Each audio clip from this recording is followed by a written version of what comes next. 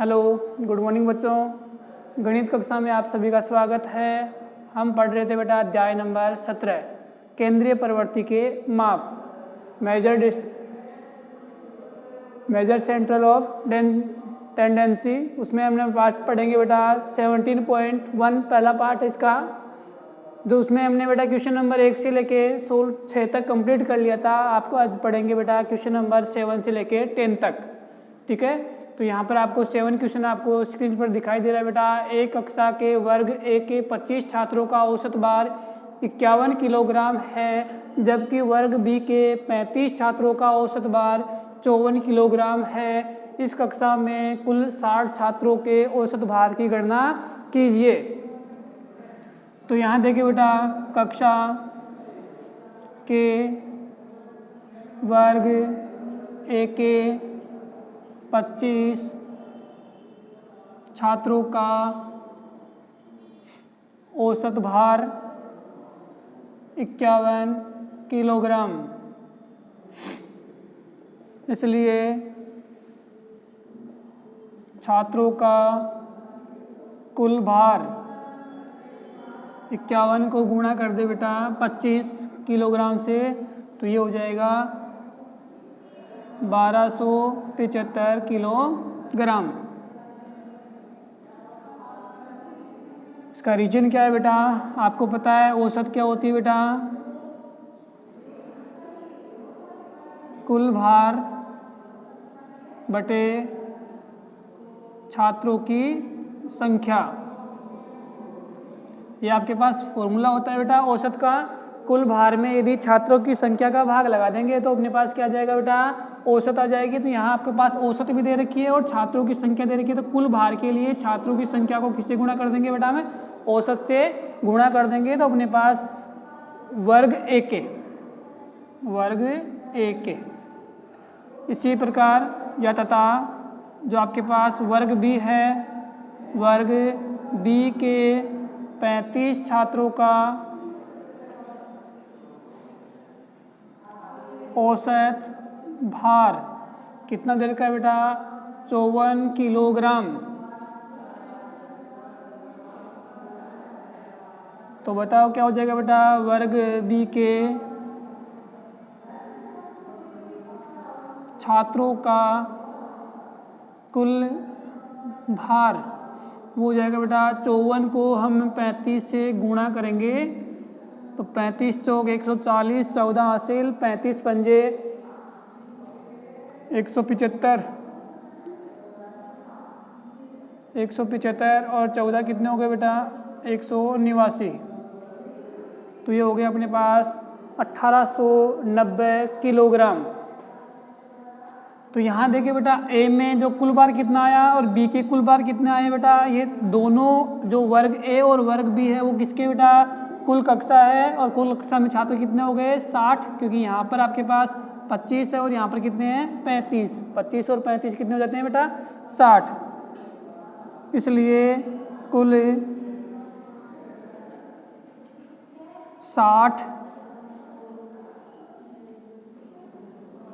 छात्रों का भार बराबर 1275 में 1890 को जोड़ देंगे तो 18 और 12 30, 30 और 1 31, 65 किलोग्राम। ये कुल 60 छात्रों का भार आ गया है। इसलिए औसत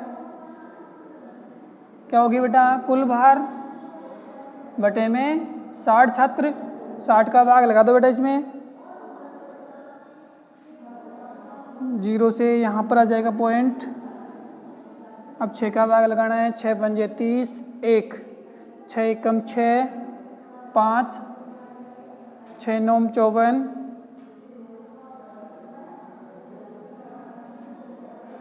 6 दूनी 12, सॉरी 6 दूनी 12, बच गए बेटा 4।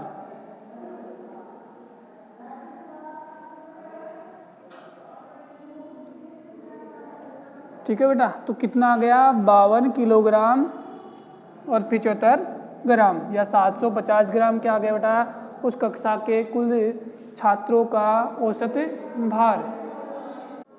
अब बात करते हैं बेटा क्वेश्चन नंबर 8 जो आपको स्क्रीन पर दिखाई दे रहा है। 5 संख्याओं का औसत 18 है। यदि एक संख्या हटा दी जाए तो औसत 16 हो जाता है, तो हटाई गई संख्या ज्ञात कीजिए। तो इसके लिए देखिए बेटा 5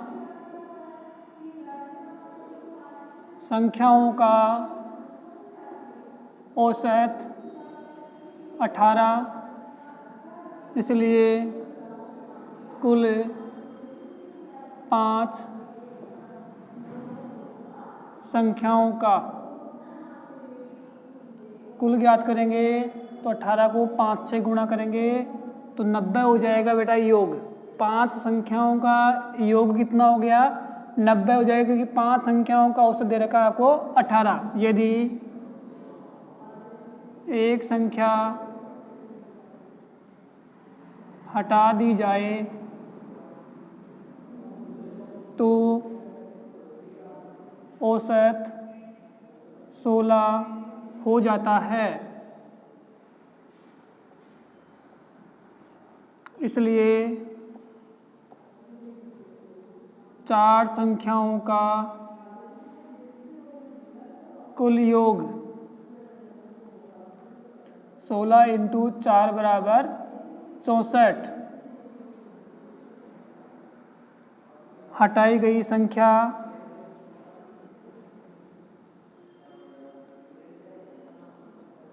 5 का योग अपने पास 90 हो गया, 4 का योग अपने पास 64 हो गया, तो हटाई गई संख्या कितनी आ गई बेटा? 26। तो ये थी अपने पास हटाई गई संख्या। यदि हमने इसके टोटल से यदि 26 हटा देंगे तो उनका औसत जो बच गई संख्याएं 4, उनका औसत कितना हो जाएगा बेटा? 64 हो जाएगा। अब बात करते हैं बेटा हम क्वेश्चन नंबर 9 जो आपको स्क्रीन पर दिखाई दे रहा है। 13 संख्याओं का माध्य 24 है। यदि प्रत्येक संख्या में 3 जोड़ दिया जाए तो नए माध्य में क्या परिवर्तन आएगा, उसको हमें ढूंढना है। तो वो बेटा क्या परिवर्तन होगा, वो नए जो संख्याएं आएगी उनका माध्य ज्ञात करेंगे तो हमें पता लगेगा कि क्या परिवर्तन हुआ है। तो यहाँ दिया है बेटा 13 संख्याओं का माध्य। 13 संख्याओं का माध्य 24, माध्य का मतलब औसत है। तो 13 संख्याओं का योग, 13 संख्याओं का योग कितना हो जाएगा बेटा? 24 इंटू 13, 13 चौके 52, 5 13 दूना 26 और 5 31, तो कितना हो गया बेटा? 312। ये हो गया 13 संख्याओं का माध्य जो 24 था, उन सभी संख्याओं का योग कितना हो गया? 312 हो गया है। यदि प्रत्येक संख्या में 3 जोड़ दिया जाए तो वह या तो 13 संख्याओं का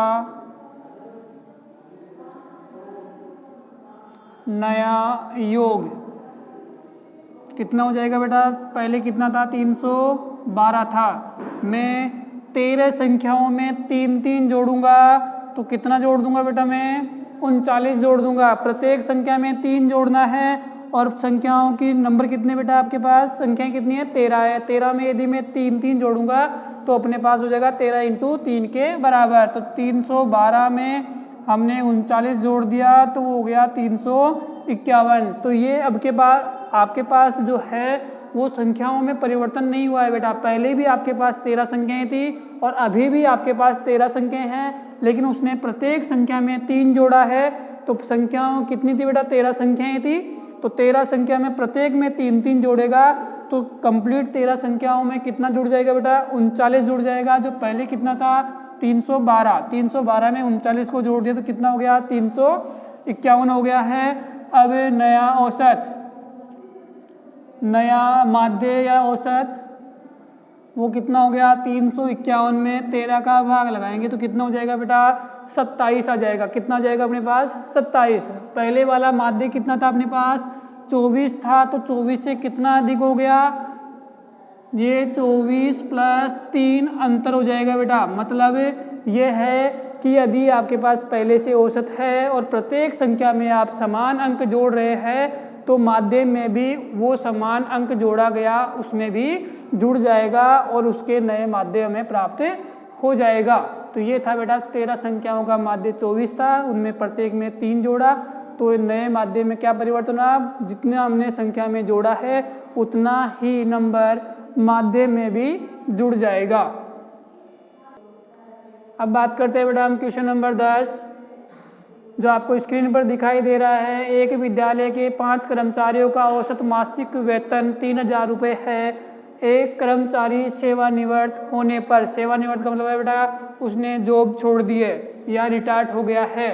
शेष कर्मचारियों का औसत, पहले कितने कर्मचारी थे बेटा 5, अब शेष 1 चला गया है तो कितने रह गए 4 कर्मचारी, तो उनका औसत कितना हो जाता है बेटा 3200 रुपये हो जाता है। तो सेवानिवृत्त मतलब जो छोड़कर गया है, जब वो नौकरी कर रहा था या सेवानिवृत्ति पर था तब उसका वेतन कितना था वो हमें ज्ञात करना है। तो इसके लिए देखें बेटा 5 कर्मचारियों का औसत मासिक वेतन कितना है 3000 रुपये। 5 कर्मचारियों का औसत मासिक वेतन 3000 रुपये। तो कुल वेतन 5 कर्मचारी, इन जो 5 कर्मचारी थे उनका कुल वेतन कितना हो जाएगा बेटा 3000, एक को मिलता है तो 5 को कितने मिलने लग गए 15000 रुपये हो जाएंगे। 5 कर्मचारियों का औसत आपके पास 3000 है तो 5 को 3 से गुणा करेंगे तो टोटल मिलने वाला 5 कर्मचारियों का औसत वेतन कितना हो गया बेटा 15000 रुपये। एक कर्मचारी सेवानिवृत्ति होने पर यदि एक कर्मचारी सेवानिवृत्त हो जाता है तो शेष 4 कर्मचारियों का औसत 3200 रुपये हो जाता है। ठीक है, शेष एक कर्मचारी, पहले कितने थे बेटा 5 कर्मचारी थे, उसमें से एक कर्मचारी क्या हो गया बेटा हट चुका है तो वहाँ कर्मचारी कितने रह गए अभी 4 रह गए, तो 4 कर्मचारियों का औसत कितना हो गया 3200। तो यहाँ कह सकते हैं बेटा कुल वेतन किसका 4 कर्मचारियों का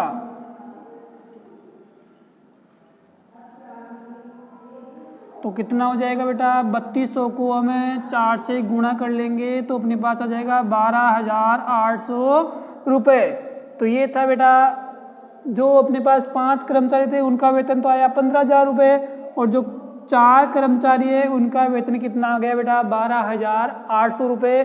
तो मतलब यह है कि जो छोड़कर गया वो क्या होगा इन दोनों के अंतर के बराबर होगा। इसलिए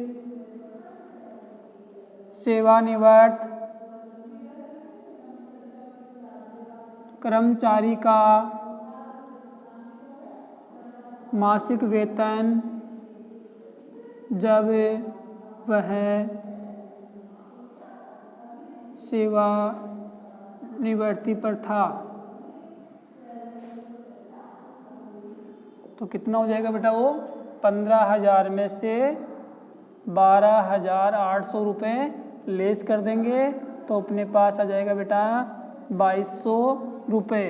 तो 2200 रुपये था बेटा जब वो कर्मचारी नौकरी पर था और यदि वो हट गया है तो उनका औसत कितना रह गया बाकी का 3200 रुपये। तो अपने पास आगे लास्ट में बेटा सेवानिवृत्ति जो कर्मचारी हुआ है उसका वेतन कितना था बेटा 2200 रुपये प्रति माह है।